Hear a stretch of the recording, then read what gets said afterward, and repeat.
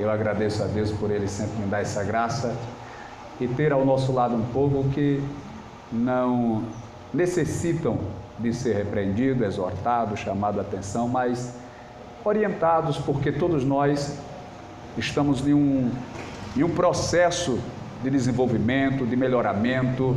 Todos nós precisamos aprender a cada dia.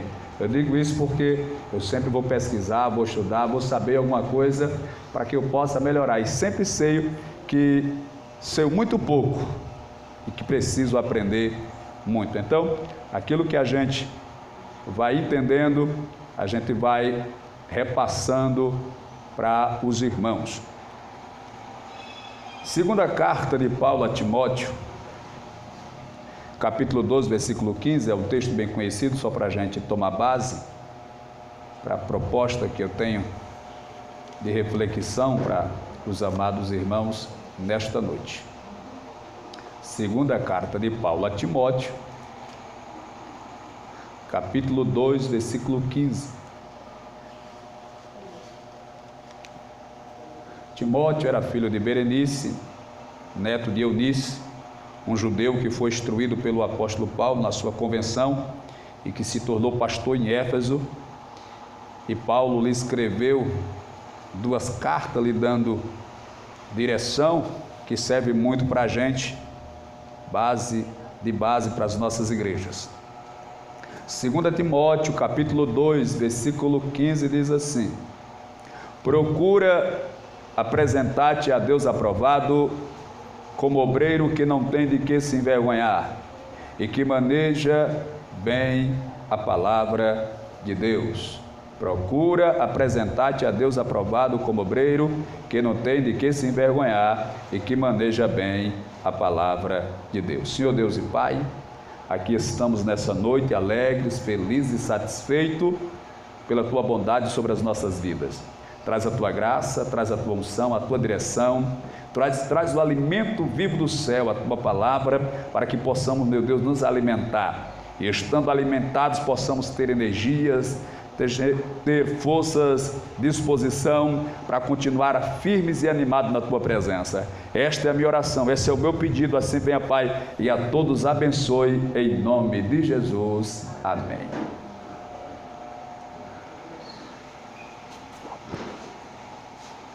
Eu quero apresentar aos irmãos 2 propostas nessa reflexão. 2 propostas. Quando eu falo de proposta, não é um trato que eu vou fazer com os irmãos.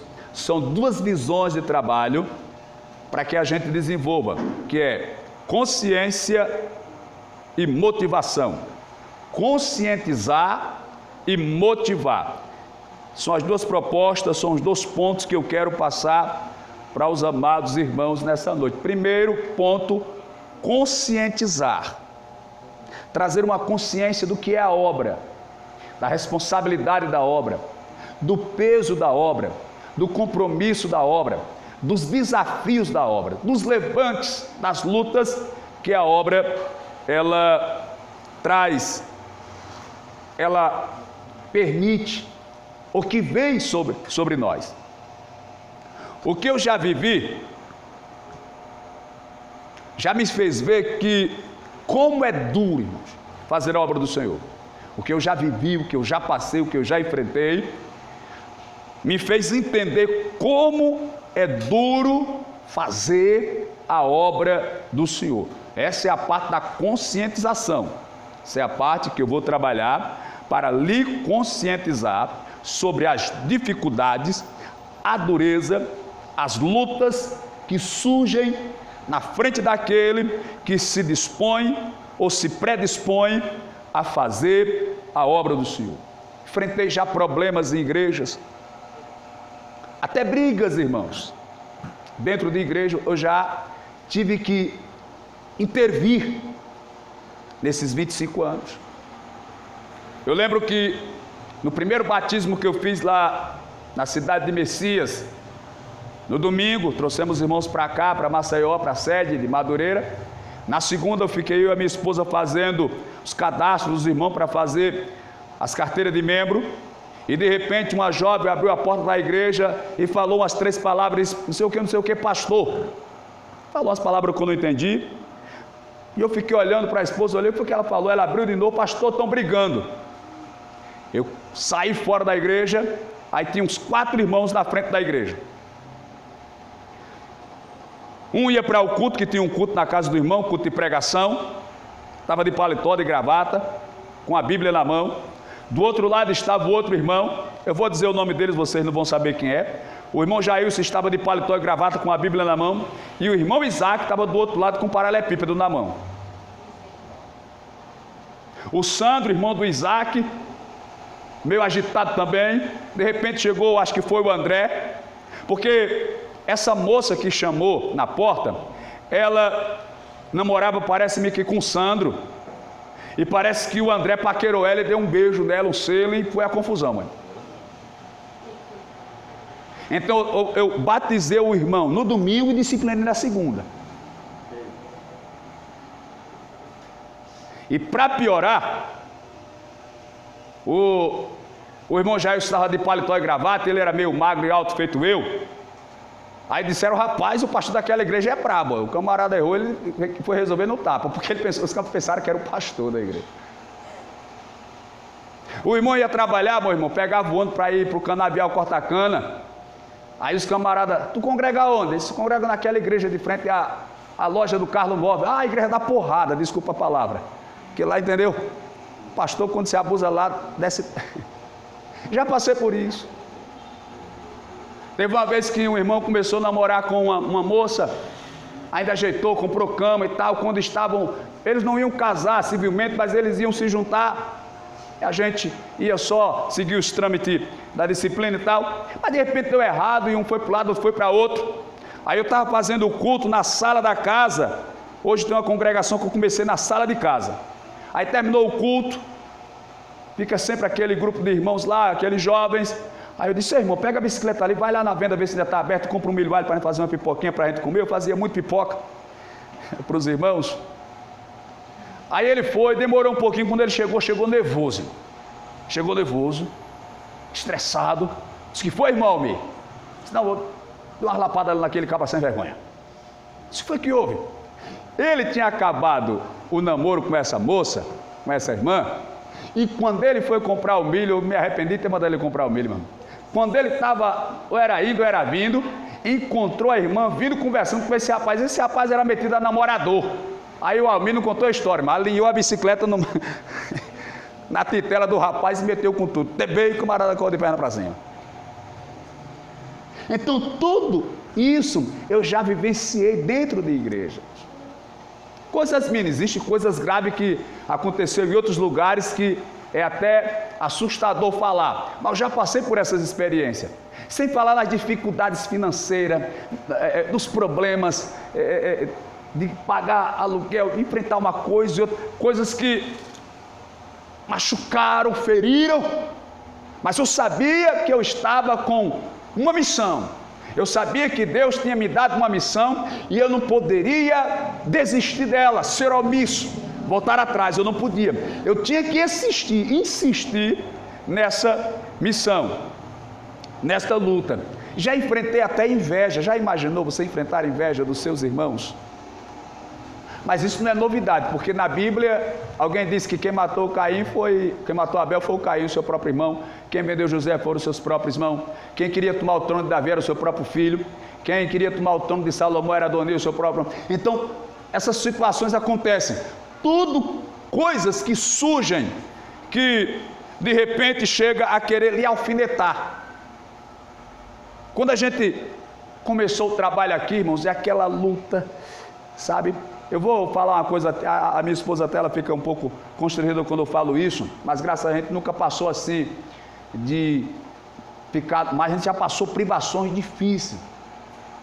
Eu nunca tive a felicidade de ir no mercado fazer uma feira no carrinho, comprando de pouquinho e tudo. Então já houve situações de eu parar assim, ela, os meninos, aqui mesmo no Barro Duro, eu cheguei a ver, umas 2 vezes ainda eu falei, digo, olha, tem hora que dá vontade de deixar vocês e partir no mundo e tal, mas aí você tem que sustentar. Porque, queridos, quando eu fazia parte do outro ministério, eu estava acostumado a pastorear igrejas cheias, lotadas, Claro, peguei igrejas com pouca gente, mas trabalhei em União dos Palmares, eu pastoreava 5 igrejas. Em Messias eram 3, igreja cheia. Fui para o estado do Espírito Santo, onde passei 5 meses, 7 meses, na verdade 5 meses com a igreja, mas teve um tempo de reforma e tal, de acomodação. Com a igreja foram 5 meses. Eu ia para a porta da igreja, no primeiro dia de culto foi uma benção, o pastor levou os irmãos da congregação, o pastor que me levou para lá, a igreja cheia, foi no sábado. No domingo vieram os irmãos, uma congregação ficou sob a minha responsabilidade na povoado Rio Preto, eram uns 15 quilômetros, alugaram uma van, foram para lá. Na terça-feira, estava eu, a irmã Nete, o Edley, o Abner e o casal dono do salão, que eles eram crentes, aí decidiram ficar lá para ajudar, para não perder o dinheiro do aluguel, não fechar. Aí chegaram os 2 irmãos da missão, foram lá fazer uma visita, e eu ia para o culto, meu irmão, ficava na porta da igreja, e lá a cidade era muito pequena, 10 mil habitantes apenas na cidade, 10 mil, só que na cidade mesmo só tinha, parece que 4 mil habitantes, porque os outros moravam nos povoados, Cafelândia, Córrego Azul, Rio Preto, e outros que eu não lembro o nome, aí era 10 quilômetros, 15 quilômetros, na cidade. Quando eu ia para o culto, 6 horas, não achava ninguém na rua, porque eles iam para o sítio, para eles chama de roça, ia para a roça, a cidade ficava deserta, e a igreja era numa travessa assim, tinha a principal, não passava quase ninguém na principal, na travessa era que não passava ninguém, mãe.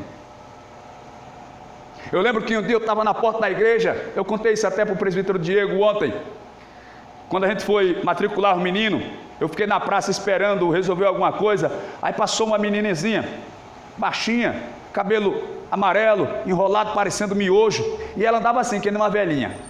E que menina esquisita. Eu fiquei olhando, aí quando eu estava na porta da igreja, irmãos, lá esperando, eu sozinho, eles já estavam se arrumando para vir, eu lá, ajeitava o som e ficava lá, só ouvindo os cantar do grilo, que na subida assim era o cemitério lá em cima, era perto do cemitério. Aí de repente lá vem a Ludmila, era o nome dela. Lá vem aquela velhinha, Pai do Senhor, ela é crente, eu pensei, né? Vai ter culto hoje aqui, disse, vai. Aí deu as costas e foi-se embora. Quando foi com uns 15 minutos, chegou ela, o pai dela, a mãe dela, os 2 irmãos dela, a gente vai congregar aqui com o senhor agora. De quem está aqui, benção? Aí depois chegou o Reinaldo, chegou o Levi, chegou o Tiago, chegou a Paula, chegou a Ingrid, esposa do Levi. Eu só sei que nesses 5 meses ficou mais ou menos umas 30, 40 pessoas lá, mãe. Mas são desafios que você enfrenta, que se você não tiver assim uma consciência, uma estrutura, um entendimento, você quer jogar tudo para o ar e acabar com tudo. Você fica com esse pensamento, e isso não é coisa do outro mundo, isso é normal na nossa vida. É normal a gente pensar assim, é normal ter situação que lhe desgasta, que lhe desanima, que lhe frustra, que lhe decepciona, que lhe entristece, isso é normal. Os maiores profetas de Deus tiveram esse momento. O Elias mesmo correu para dentro da caverna, o Jonas pediu para morrer, o próprio Senhor Jesus no Getsemane disse, Pai, se for possível, passe de mim esse cálice.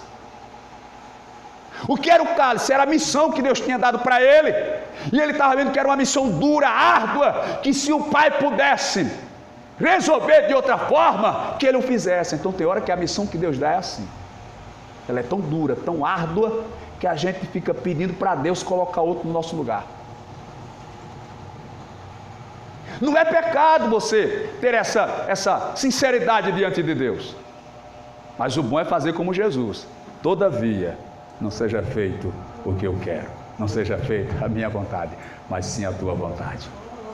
Aleluia. Então são os desafios que existem na obra, irmãos.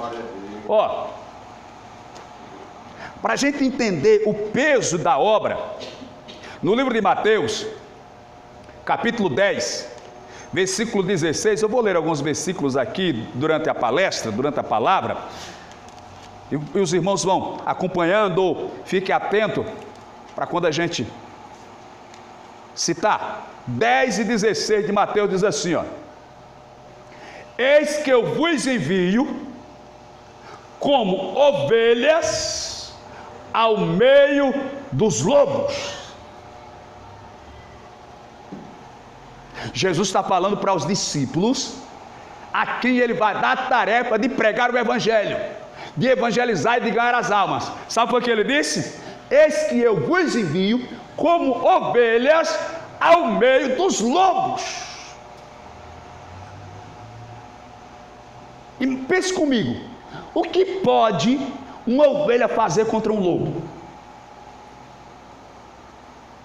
Uma ovelha tem condições de vencer um lobo? Não tem. Quem teria coragem, irmãos, de pegar a sua ovelha e jogar no meio dos lobos? A missão que Jesus me deu e te deu, ela é tão pesada, ela é tão exigente, que é como se Jesus estivesse nos colocando no meio dos lobos. A missão, a tarefa que Jesus nos deu, ela é tão árdua, tão perigosa, tão extrema, que é como se nós estivéssemos sendo colocados no meio dos lobos, ovelhas no meio dos lobos. Para a gente ter uma noção da missão, da tarefa, do chamado que Ele nos deu, do propósito que Ele nos concedeu. É como se Ele tivesse nos colocado no meio do lobo. Essa é a nossa situação, irmãos, como ovelhas no meio dos lobos. Imagine se uma ovelha cercada por lobos, ela consegue ficar tranquila. Se ela consegue ficar em paz. Se ela consegue se sentir segura. Uma ovelha cercada de lobos, ela vive assustada, preocupada, ansiosa, receosa, cercada de lobos. O lobo não tem medo da ovelha, mas a ovelha tem medo do lobo. E ele diz: eu envio vocês como ovelhas ao meio dos lobos. Aí ele segue e diz assim, ó, ele prossegue no texto: portanto, sedes prudentes como as serpentes. Não é ser como a serpente, é ser prudente como a serpente, e simples como as pombas. A estratégia que Ele vai nos dar, para que nós possamos nos conduzir no meio dos lobos, é prudência. Não fale o seu segredo para todo mundo, não conte o seu segredo para todo mundo, os seus fracassos para todo mundo, não conte para todo mundo. Seja prudente. Porque se você conta, você pode estar contando para o lobo vestido de ovelha. Aí ele vai saber a sua fraqueza, ele vai saber, aleluia, as suas falhas, ele vai saber como lhe pegar. Então não conte para todo mundo, não exponha para todo mundo. Seja prudente como a serpente e simples como as pombas. Ou seja, não chame a atenção, seja simples. São palavras de Jesus, são ensinamentos de Jesus. Mas não fica só por aqui, irmãos. O peso da obra não fica só por aqui. Na segunda carta a Timóteo, capítulo 2, os irmãos fiquem tranquilos, eu fiz uma palavra resumida, mas muito objetiva, para você tomar consciência do seu chamado. Capítulo 2 da segunda carta a Timóteo, versículo 3 diz assim, olha: sofre, pois, comigo as aflições como bom soldado de Jesus Cristo. Veja o processo da obra: sofrimento e aflição. E o apóstolo Paulo, escrevendo para Timóteo, que era um discípulo, um pastor, que ele discipulou, ensinou, ele foi claro: só você está sendo levantado para fazer a obra, eu vou lhe preparar, vai ser sofrimento e aflição. E além do seu sofrimento, da sua aflição, eu ainda peço que você participe comigo, sofre, pois, comigo as aflições, como bom soldado de Jesus. O apóstolo está sendo claro aqui, que ser soldado do exército de Cristo é estar disposto a pagar um preço de sofrimento. Muitas das vezes, ser abandonado, muitas das vezes ser humilhado, muitas das vezes ser esquecido, rejeitado, aflições por ser soldado do exército de Jesus. Jesus Cristo, ele disse assim: aquele que quiser vir após mim, negue-se a si mesmo, tome sua cruz e siga-me. Quando ele diz negue-se a si mesmo, ele está dizendo: você tem que deixar a sua vontade de lado, os seus projetos, os seus planos, os seus desejos, os seus objetivos, as suas vaidades, o seu egoísmo, os seus sentimentos pessoais, você deve deixá-los de lado. Sofre, pois, comigo, dizia Paulo, aquele que quiser vir após mim, negue-se a si mesmo, negue as suas vontades, negue os seus sonhos, negue os seus desejos, negue os seus objetivos, tome a sua cruz e siga. Veja como a palavra é profunda, irmão. Além de você negar os seus propósitos, os seus sonhos, as suas vontades, que já é um sofrimento, ele ainda manda você tomar uma cruz.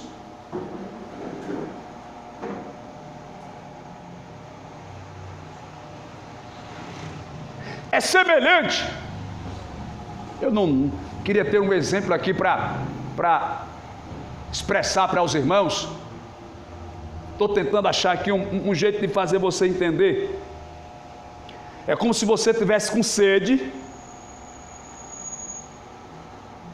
e ali estivesse a água e ele dissesse: não tome daquela água.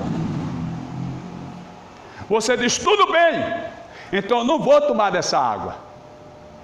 Eu estou com sede, não vou tomar dessa água. Vou suportar, vou rejeitar a minha vontade, suportar o meu desejo e não vou tomar dessa água. Aí alguém vai lá no esgoto e pega a água poluída e diz: agora tome dessa. Porque ficar sem beber da água, tudo bem, você está com sede, vai ficar sem beber da água. Até aí tudo bem, mas aí vem uma água poluída para você beber. Aquele que quiser vir após mim, negue-se a si mesmo, negue as suas vontades, negue os seus desejos, negue os seus projetos, negue os seus planos, negue os seus sonhos, deixe de lado, agora tome a cruz. Deixa eu contar um segredo que o Espírito Santo está me revelando agora. A cruz era o sonho de Deus para Jesus. Não sonho no sentido de desejar prosperidade, mas era o projeto de Deus para Jesus. Deixe os seus projetos de lado e tome os meus projetos. Um projeto que vai lhe ferir, que vai lhe machucar, que não era o que você sonhava, não era o que você desejava, não era o que você esperava. Porque alguém diz que Judas, ele traiu Jesus, mas ele fez aquela traição porque na mente de Judas, quando os soldados fossem prender Jesus, Jesus ia invocar os anjos. Veja, que quando foram prender, que Pedro cortou a orelha do Malco, Jesus Cristo disse: Pedro, se eu quisesse, eu pediria agora ao Pai, ele mandaria mais de 12 legiões de anjos. E Jesus tinha esse poder, e Judas pensava nisso. Então o que Judas queria era que Jesus tomasse uma atitude e operasse algo contra o povo. Ele queria que ele arregimentasse um exército para guerrear. Judas estava com essa visão, com esse pensamento. com esse entendimento. Então, às vezes, os projetos de Deus são diferentes dos nossos. Às vezes a gente não entende. Mas ele diz: sofre, pois comigo as aflições, como bom soldado. Bom soldado sofre as aflições. Aí no versículo 4 do capítulo 2, no mesmo capítulo das aflições, no 4 ele diz assim: ninguém que milita se embaraça com negócios dessa vida, a fim de agradar aquele que o alistou para a guerra. Ninguém que milita se embaraça com negócios dessa vida, a fim de agradar aquele que o alistou para a guerra. O que é que o apóstolo Paulo está nos dizendo aqui? Que nós que somos soldados desse exército, nós temos que estar consciente de que irão surgir muitos embaraços na nossa frente.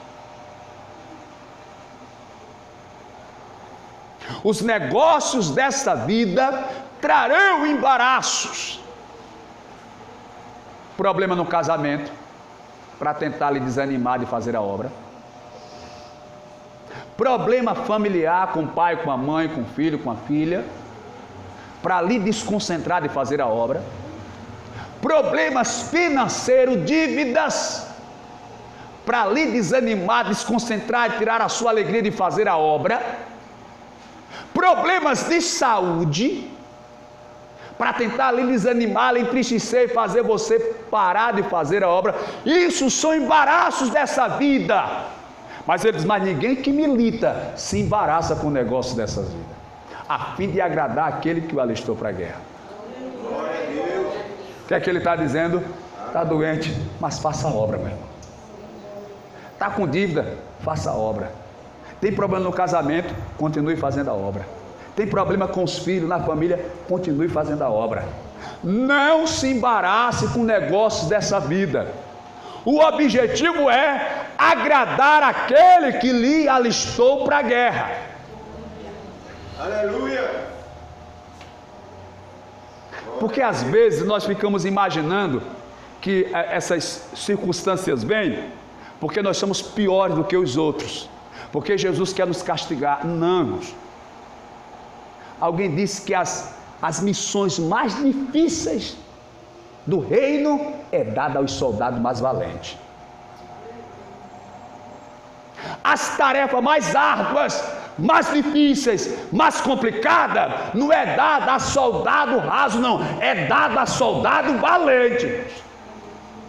Então, se por acaso, no seu chamado, no seu propósito de obreiro, no seu chamado de obreiro, está existindo levantes, dificuldades, embaraços, é porque com certeza Deus confia no seu chamado. Deus acredita que você será capaz. Só basta Deus acreditar. E você, irmãos? Não se preocupe se fulano, beltrano, ciclano não vai acreditar. Acredite você. E se Deus está acreditando, então vai em frente. Então entenda, virá todo tipo de problemas para tentar nos parar, irmãos. Todos os problemas que você imaginar, Satanás ele vai colocar na sua frente para ver se ele para. Para ver se você desanima.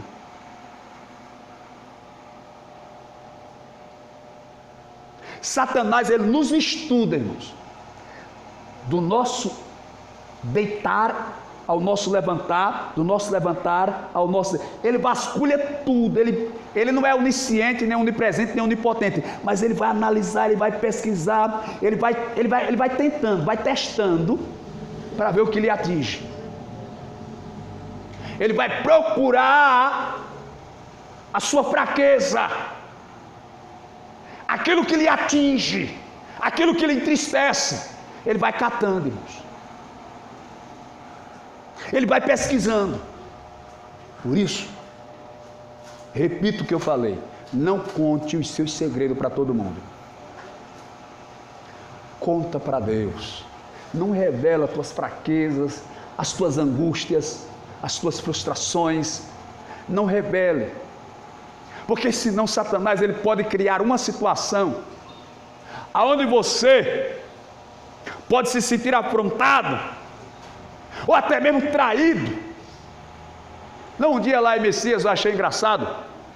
Terminou um culto, aí a irmã procurou a pastora e depois veio falar comigo. Ô pastor, a irmã Neto falou alguma coisa para o senhor? Eu digo, falou, todo dia ela fala comigo. Não, mas eu quero saber por quê. Eu conversando com a irmã Neto, dizendo que seria bom se o pastor pregasse no Apocalipse. E eu nem sabia que ela tinha falado. Aí no dia eu tomei Apocalipse na igreja. Era o dia de domingo, Jesus desceu lenha, meu irmão. Aí ela ficou brava, pensando que a irmã Neto veio fofocar para mim da situação. Entendeu? Então, se você não tiver cuidado, você fala alguma coisa, o inimigo ele cria uma situação e você vai achar que o irmão, que a irmã, que fulano, que Beltrano, que A, B ou C envenenou algo, fez uma situação, e é tudo obra de Satanás que vai ser destruído mais uma vez, que vai mais uma vez cair por terra, ser envergonhado, porque a vitória sempre será do povo de Deus, porque Deus que é o dono do povo garante a vitória. Eu estou falando sobre a consciência da obra, querido. É o primeiro item. Lhe conscientizar e depois lhe motivar. Ó, Lucas 9,62 diz assim. 9 de Lucas é o capítulo 9 e o versículo 62. Diz, Lucas 9,62, e Jesus lhe disse, ninguém que lança mão do arado e olha para trás, é apto para o reino de Deus. Veja que Jesus, ele está nos dando uma lição aqui. Veja que na obra você é colocado como ovelha no meio dos lobos. Você sofre aflições como bom soldado. Vê os embaraços dessa vida para tentar lhe deter. E meio aos embaraços, as aflições, e mesmo estando no meio dos lobos, você tem que continuar com a mão no arado sem olhar para trás. Porque aquele que põe a mão no arado e olha para trás, o texto diz, não é apto, não está adequado, não está habilitado, não está em condições para o reino de Deus. Então, meu irmão, minha irmã, se Deus te confiou uma tarefa, se Deus te confiou uma missão, segure ela, meu irmão, vá até o fim, não desista não. Hebreus 10:38 diz assim, o meu justo viverá da fé, se ele recuar, a minha alma não tem prazer nele. Consciência da obra. Eu acho que foi no Canaã que eu preguei ontem. E no meio da mensagem eu falei sobre cansados. Crente cansado. A luta, a perseguição, o pai, a mãe, o filho, o marido, a mulher, o trabalho, o vizinho, a igreja, isso, aquilo. São tantas coisas que nos sufocam que a gente fica cansado. E a gente reclama diante dos céus. Deus, eu estou cansado. Deus, eu estou afadigado. Deus, eu não estou suportando mais. Eu não estou aguentando mais. Estou vendo a hora de morrer, de perder o juízo, de me acabar, de enlouquecer. Eu quero sumir porque eu não suporto mais. Aí eu disse na pregação, então eu vou dar uma receita para vocês. Para você que está cansado, sobrecarregado. Miqueias, quem diz isso? 2:10. Levantai-vos e andai-vos, que não é aqui o vosso descanso. Glória a Deus. Mas aí você tem a escolha de ir a Jesus. Ele disse, vinde a mim os cansados, e eu os aliviarei. Mas o descanso não é aqui. Ele alivia, Vinde a mim os cansados, oprimidos, sobrecarregados, e eu vos aliviarei. Ele vai só trocar o fardo, porque o meu jugo é suave e o meu fardo é leve. Ele vai tirar o do pecado, o do mundo vai dar o dele. Ele vai só aliviar, mas a jornada tem que continuar.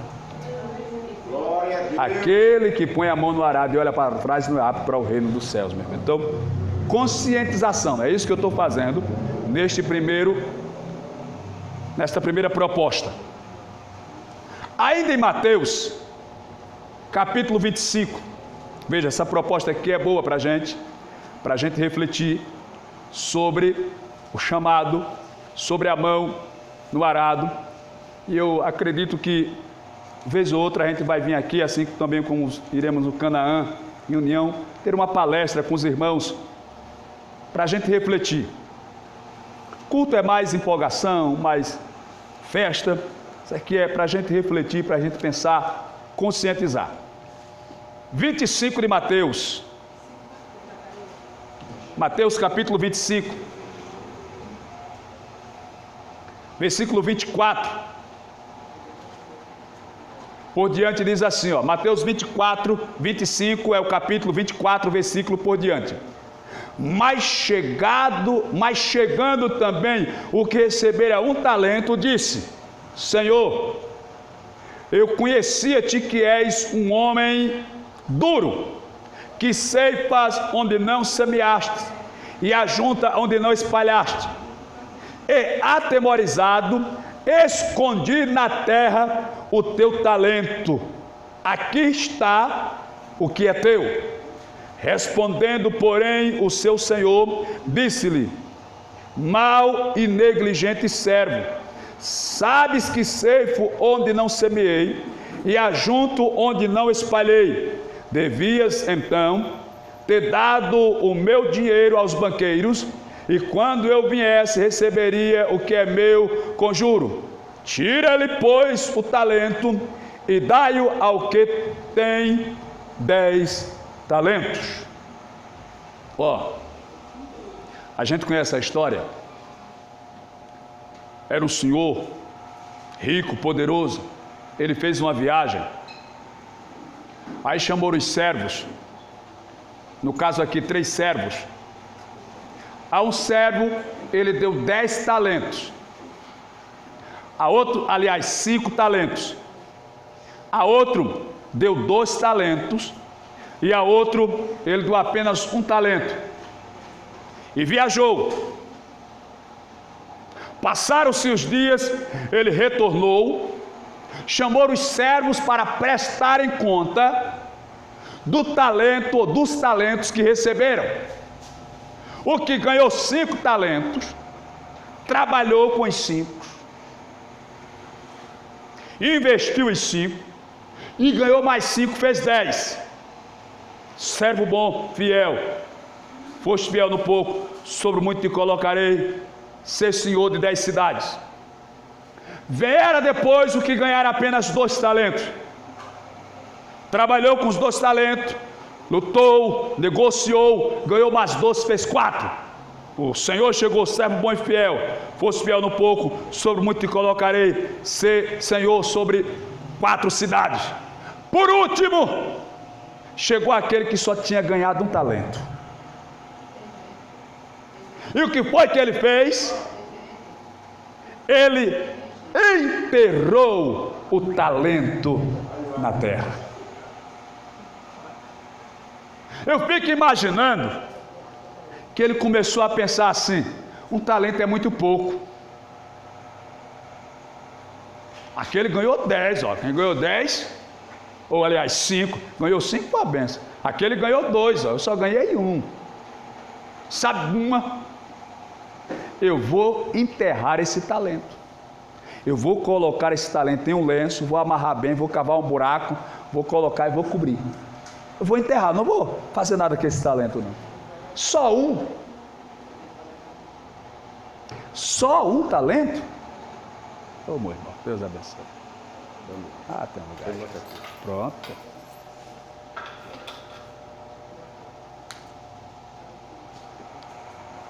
Só 1. Vou enterrar. Olha, meu irmão, Deus não vai olhar a quantidade, Deus vai olhar a fidelidade. Oh, glória a Deus! Aleluia! Eu lembro que quando o pastor Vianney faleceu, que era o tio e pai adotivo da pastora Nete, e eu fui para o sepultamento, faziam 2 anos que eu tinha voltado do estado do Espírito Santo e ainda não tinha visto o pastor presidente de Madureira, meu pai na fé. Nesse dia a gente se encontrou, ficamos emocionados, e ele disse: rapaz, eu estou lhe esperando lá, rapaz, eu estou lhe esperando. Pediu para eu ir lá conversar com ele, os irmãos lembram. Fiz uma reunião com os irmãos de Messias, fiz uma reunião com os irmãos aqui, dizendo que ele tinha feito a proposta para eu voltar e tal, que era que os irmãos pensavam, achavam. Ele disse: se eu voltasse, continuava com o trabalho, quando aparecesse um campo, uma igreja no interior, ele me colocava lá e o trabalho aqui seguia. E a gente se reuniu aqui nesse cantinho, onde está o evangelista Jó, o pastor Paulo, alguns irmãos, Josia, o irmão que mora lá perto, é Dilson, não, como era, irmão? Irmão Gil, os irmãos todos aqui, todo mundo. E eu passei a proposta para os irmãos. Expliquei para os irmãos que o ministério é grande, o ministério está em todos os 26 estados do Brasil e no Distrito Federal.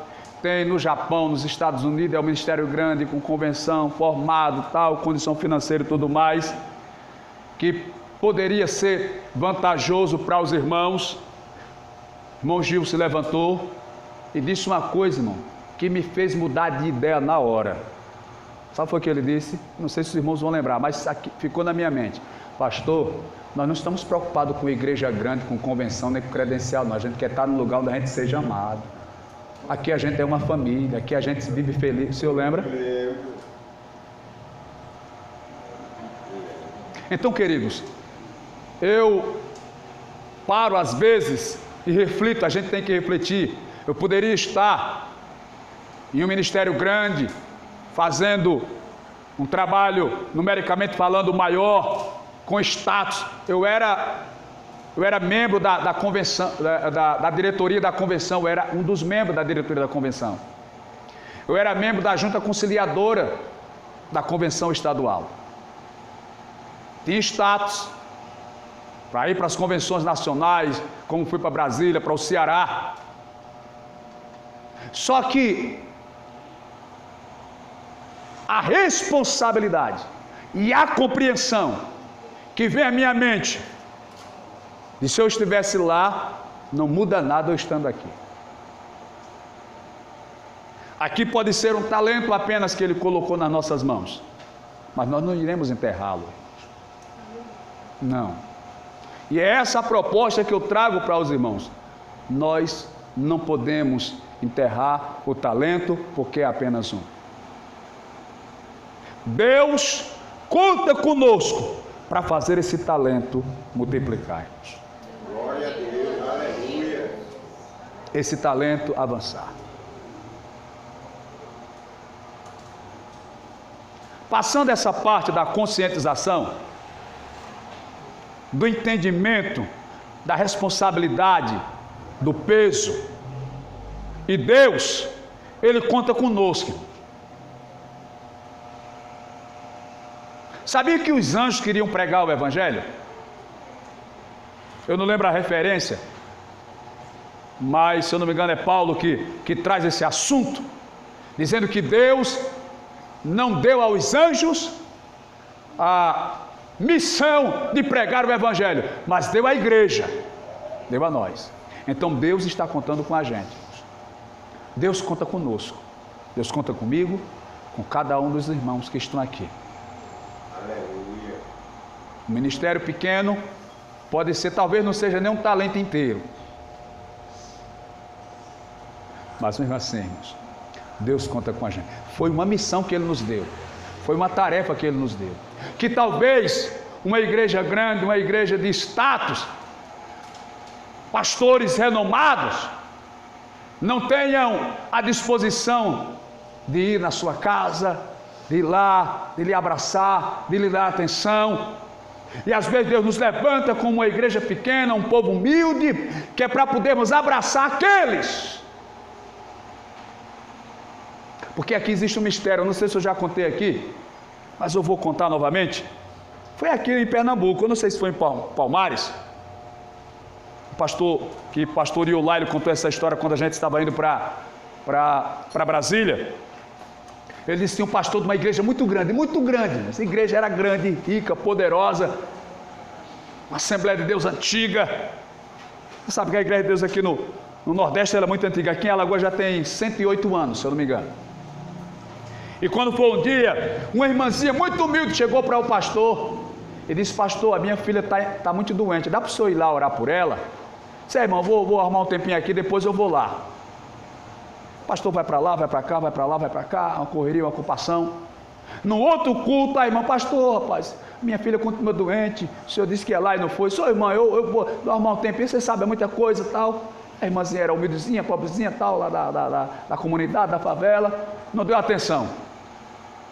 Daqui um dia a filha dele adoeceu. A filha do pastor, ele tinha também uma filhinha, adoeceu.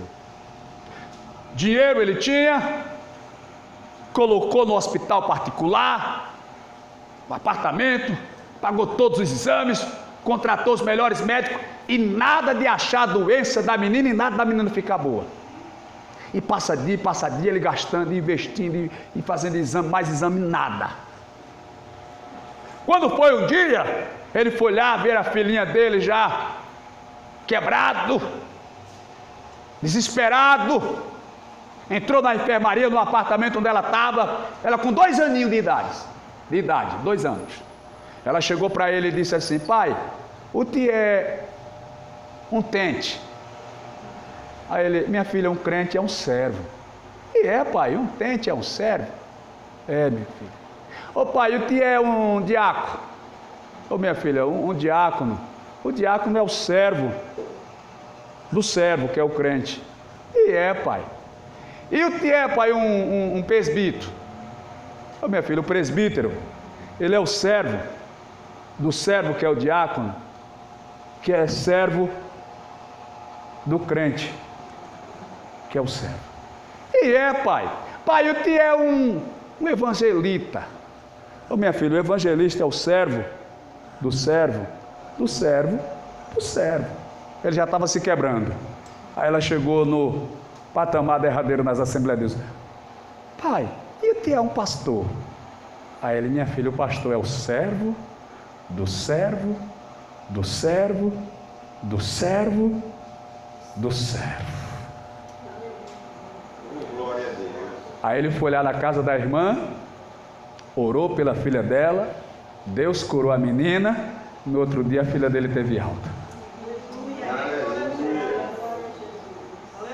É por isso, irmãos, que Deus é Deus, Ele permite as igrejas serem abertas, às vezes igrejas humildes, igrejas pequenas, mas é porque Deus tem um propósito muito grande nas nossas vidas. Às vezes a gente vai atrás daquela pessoa que ninguém quer ir. Às vezes a gente abraça aquela pessoa que outros lugares não queriam abraçar, porque acha que não tem status, que não tem dinheiro, que não tem. E Deus, que é o dono do reino, o dono da obra, Ele sabe como agir, como trabalhar. Então essa é a primeira parte, conscientização. Só mais 2 pontos aqui, a gente termina, é o ponto da motivação. Conscientizar e motivar. Na primeira carta de Paulo aos Coríntios, capítulo 15, versículo 58, veja o que é que o apóstolo Paulo diz para os irmãos em Coríntios. 15:58, ele diz assim: olha, portanto, meus amados irmãos, sede firmes e constantes, e sempre abundantes na obra do Senhor, sabendo que o vosso trabalho não é vão no Senhor. Glória a Deus. Aleluia. Irmão, só o versículo já diz tudo. Não precisa nem explanar nada, falar, ó. Portanto, meus amados irmãos, sedes firmes, constantes e abundantes. Firme, constante e abundante na obra do Senhor, sabendo que o vosso trabalho não é vão no Senhor. Ou seja, Deus vai te recompensar. Glória a Deus. Aleluia. E a Bíblia diz que se você sofrer alguma aflição, alguma humilhação, alguma perseguição por amor do Evangelho, não fique triste, pelo contrário, se alegre, porque será grande o vosso galardão nos céus. Aleluia. Glória a Deus. Glória a Deus. Eu falei sobre a conscientização da obra. Lhe conscientizo de que é espinhoso, é doloroso, às vezes é humilhante, às vezes é até degradante, às vezes você tem a sua dignidade atingida, tudo por amor ao reino, por amor à obra, mas tem uma recompensa. É aqui que eu quero lhe motivar, é aqui que eu quero lhe animar. Só mais um versículo e a gente conclui. No livro de 2 Crônicas, capítulo 15, e a gente termina. 2 Crônicas, capítulo 15, e o versículo de número 7. Diz assim, 2 Crônicas 15 e 7 diz: mas esforçai-vos, e não desfaleça as vossas mãos, porque a vossa obra tem uma recompensa. Aleluia. Glória a Deus. Você já imaginou o que é passar 1 ano, 5, 10, 15, 20, 25, 30, 35, 40, 50, às vezes 60 anos fazendo a obra do Senhor, com a mão no arado, animado sempre, feliz sempre, disposto sempre, firme, aleluia, constante e abundante? Essa é a vontade de Deus para a nossa vida. Eu tenho que me conformar, eu disse isso outro dia, acho que terça-feira lá no culto de doutrina. Tem hora que eu falo com Deus, às vezes eu digo: Deus, eu acho que o meu chamado não era para ser pastor. Eu estou dizendo que acho. Eu digo, acho que eu devia ser chamado para ser um evangelista, chegar numa cidade, passar 3, 4, 5 meses, como passei lá no estado do Espírito Santo 5 meses, e deixamos lá uns 40 irmãos, aí vinha alguém e cuidava daquele povo. Eu pensando, às vezes eu falo isso com Deus, porque o peso, a responsabilidade, mano, de você assumir um trabalho, e às vezes 90% da cobrança vem sobre você. Eu preguei aqui, não sei se foi aqui ou se foi em Messias uma vez, sobre um tema, eu coloquei um tema, sina. Vocês não lembram não? A minha mãe que falava muito desse negócio, sina, que sina é essa minha?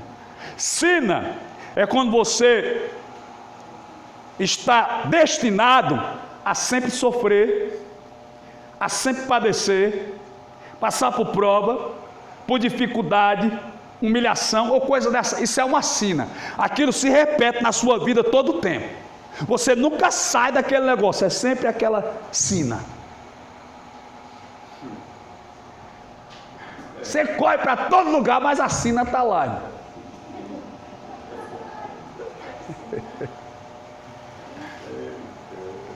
Faça um fogo de lenha e assassina.